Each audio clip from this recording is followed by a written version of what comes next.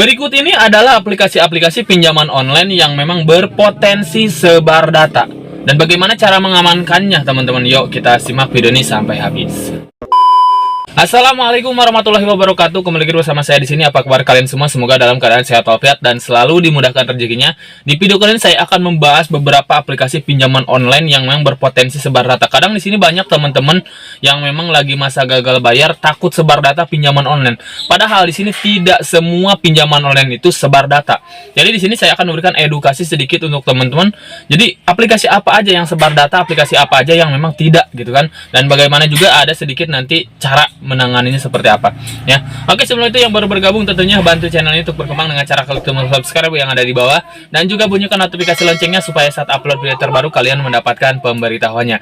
Dan di sini teman-teman jika memang punya permasalahan pinjol, lagi kesulitan bayar pinjolnya, gali lubang tutup lubang, boleh konsultasikan masalah kalian ke WA yang ada di deskripsi video. Di situ kita akan membantu teman-teman mulai dari edukasi dan juga pendampingan saat kalian gagal bayar ya. Jika saya sedang live juga di TikTok, kalian bisa cek teman-teman, karena di situ juga saya live hampir setiap hari memberikan edukasi untuk teman-teman ya. Oke, kita lanjut membahas topik kali ini. Di sini banyaknya nasabah yang gagal bayar itu nggak tahu kan resiko-resiko aplikasi. Sebenarnya kuncinya saat kalian gagal bayar itu adalah kalian ketahuilah resiko aplikasinya. Jangan sampai kalian ketakutan duluan tapi tidak paham dengan resiko aplikasinya ya. Jadi nanti kedepannya itu kalian mudah terpengaruh dengan ibaratnya penagihan-penagihan ataupun penawaran-penawaran jasa yang memang kadang tidak terpercaya gitu kan. Jadi terpengaruh dengan ketakutan-ketakutan yang tidak pengetahuan kalian justru. Takut sebar data, belum tentu aplikasinya juga sebar data kan, seperti itu ya. Jadi kalau kalian memang paham, nanti juga kalian akan tahu bagaimana cara menghadapinya. Jadi pikiran kalian itu tidak ketutup dengan ketidakpengetahuan kalian, seperti itu ya. Nah, di sini yuk kita bahas itu aplikasi-aplikasi yang sebar data itu sebenarnya adalah hanya aplikasi ilegal. Ya, aplikasi ilegal itu apa aja sih? Banyak sebenarnya. Aplikasi ilegal itu banyak. Nah, yang disebut aplikasi ilegal biasanya tenornya hanya 7 hari, ya. Kalau kalian memiliki aplikasi yang tenor 7 hari, jelas itu aplikasi ilegal dan itulah yang memang berpotensi sebar data, ya. Kalau aplikasi ilegal itu memang potensinya sebar data ke kontak-kontak yang ada di handphone karena mereka memang memiliki izin akses kontak. Dan bagaimana sih ibaratnya mereka sebar data? Sebar data itu mereka itu adalah biasanya menyebarkan foto-foto kalian saat selfie, saat foto KTP gitu. Kadang diedit juga captionnya buronan yang dari uang perusahaan ataupun bahkan ibaratnya maling lah gitu kan, ataupun open donasi gitu kan, kayak gitu-gitulah ya. Kadang dibuatin grup WA juga. Itulah pinjol ilegal yang sebar data. Kalau pinjol legal ataupun semi, mereka itu nggak sebar data sebenarnya. Mereka hanya ibaratnya keluar kontak darurat disebutnya.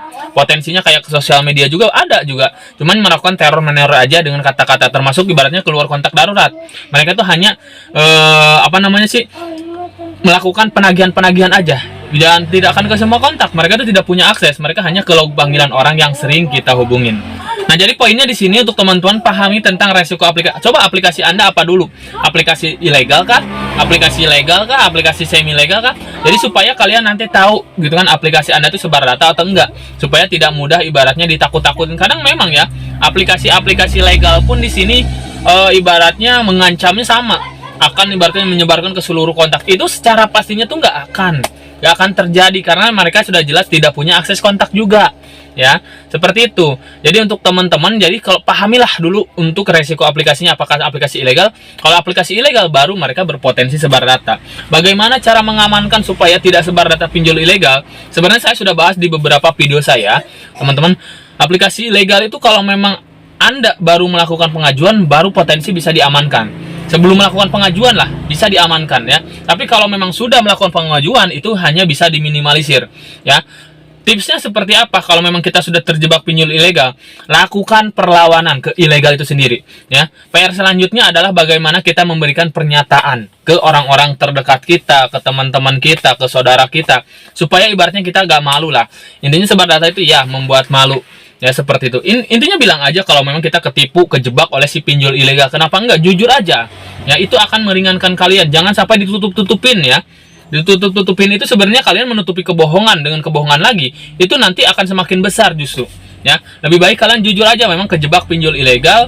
Kan kadang pinjol ilegal seperti ini, kalian baru cek-cek limit nih di pinjol ilegal, tiba-tiba ditransfer, kan kayak gitu. Ada juga banyak yang seperti, ada juga yang sudah bayar lunas ditransfer lagi. Adapun yang sudah bayar lunas ibaratnya tidak seolah-olah uangnya tidak masuk dan diteror sebar data juga banyak yang seperti itu ya. Kalau pinjol ilegal nggak usah dibayar, memang nggak usah dibayar, tapi kalian ibaratnya untuk menanganinya, untuk mengantisipasinya, kalian setting dulu handphonenya, kalian lakukan pernyataan juga, kalian lakukan perlawanan untuk si pinjol ilegal sendiri. Kenapa? Karena status mereka itu buronan, mereka sedang diberantas oleh OJK, SWI, dan bahkan pihak kepolisian. Ketakutan mereka itu lebih besar daripada kita. Jadi kita jangan pernah memperlihatkan rasa takut kita sedikit pun ke mereka. Supaya apa? Supaya kita ibaratnya bisa menghentikan mereka dari sebaran itu sendiri, ya. Seperti itu. Dan di sini juga ada sedikit teman-teman bocoran. Kalau kalian memang kejebak pinjol ilegal, kalau memang ibaratnya takut juga, untuk kalian takut untuk melakukan perlawanan, udah ganti kartu dan WA. Ya, nanti kalau ada saudara dan teman-teman kita yang nanyain, udah bilang aja kena hack orang ataupun kena tipu orang. Seperti itu aja, simple kok. Karena pinjol ilegal pun nggak akan lama, cuman 1-2 minggu aja mereka melakukan sebar data. Ya, seperti itu aja, simple kok teman-teman ya. Jadi jangan dibuat wow, jangan mempertahankan rasa malu, karena malu itu sesaat ya. Daripada Anda mau seperti apa kalau di ilegal, mau bayar-bayar terus sampai harta Anda habis pun nggak akan pernah selesai kalau di pinjol ilegal. Ya, seperti itu. Lebih baik malu sesaat daripada hancur selama. Buat pernyataan aja, itu kuncinya teman-teman ya. Jadi jangan ibaratnya sampai melakukan tindakan-tindakan yang tidak benar juga teman-teman ya. Ya, kalau memang butuh bimbingan, konsultasi, kata saya juga silakan konsultasikan melalui WA yang ada di deskripsi video. Ya, mungkin saja sedikit sih informasinya teman-teman ya. Mudah-mudahan bermanfaat. Saya pamit. Assalamualaikum warahmatullahi wabarakatuh.